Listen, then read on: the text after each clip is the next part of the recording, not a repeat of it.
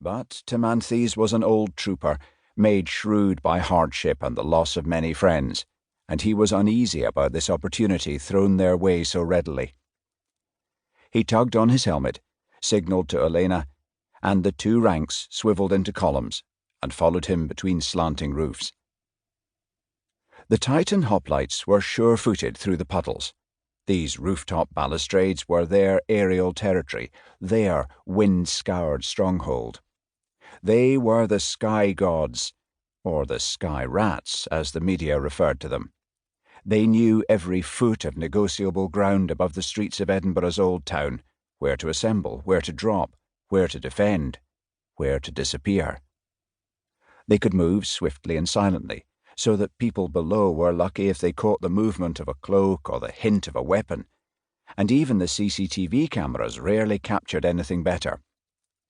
Those cameras which proved persistent irritants were simply dismantled, and then dismantled again as soon as the engineers had righted them. The columns reached the junction above Lawnmarket. Spread below, Edinburgh was a city of contrasts. Medieval, Georgian, and 60s, all shoved together, stirred and flung out, then scrolled over by alleyways, bridges, cycle paths, and tram lines. In places the buildings had fallen in tight-knit clumps, fighting for room, and in others great seams of green kept them at bay. The rope runts dropped their coils over the side. Without a word, Timanthes caught one and swung gracefully over the parapet. The runts had done well, for the twine was still dry. He curled his legs and let himself drop to the pavement. When all were down, the runts heaved the ropes up and the hoplites clustered into their two columns again. At the rear of the group, a new figure emerged. He was a broad man, wearing a leather tunic and wide linen trousers tied at the knees above boots. He wore the distinguishing red sash, pointed helmet, and iron mask of a vigilus, a keeper of the rules. Attached to his helmet was a tiny camera, so forthcoming events could be viewed in real time by those who really mattered. Timanthes ignored the newcomer and instead stole another look down the high street. Two pedestrians were working their way up, their stride lent a lilt by alcohol. He contemplated waiting to lose them, but time was disappearing.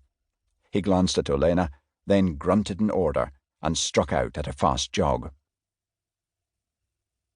As soon as they emerged, the rain embraced them, misting their faces and sluicing off their helmets. Timanthes hated being at street level, and he could sense the tension in his troops. They were high, straining, just a whisper from breaking. But that was good. It meant they were primed for a fight. The two pedestrians hurled themselves into a doorway, and he spied the glow of their phones as they filmed the progress of this Titan troop. On a less urgent night, he would have harried them into surrendering the devices, but this time it would have to be tolerated. Let them post their footage, and the online masses have their moments of hysteria. The Titans swept across the empty junction at George IV Bridge, skirted around St. Giles, and crossed the street to Advocates' Close. He halted them with a hand and peered down steps. But nothing moved. With another gesture, they bounded forward. Two doors on their right were locked, but it was the third he was seeking. It had a metal grille which stood ajar, and the door beyond was open. He glanced at his captain, and there was a soft hum as 30 blades emerged from oiled scabbards. "Use this opportunity, companions, take them by surprise, and bleed them. Tonight, we even the odds." He opened the grille and shouldered through the door. For a moment he could see nothing. The fresh air was replaced by a stale odour of damp stone and the acrid scent of piss. Steps dropped into darkness, and he cocked his head to listen. Somewhere a vehicle hooted, but the shadows below yielded only yawning silence. He edged forward and began to descend. Within such confined space, the noise of their advance felt like a din. Men swore softly, swords knocked corselets, shields bumped on the wall. "For the love of Zeus, Svein will hear us coming from a league away." He could feel the fear in his hoplites. They were sky gods, born to bound across the rooftops, but now they were fumbling like moles, hemmed in by stone, and worse, they were in the terrain of the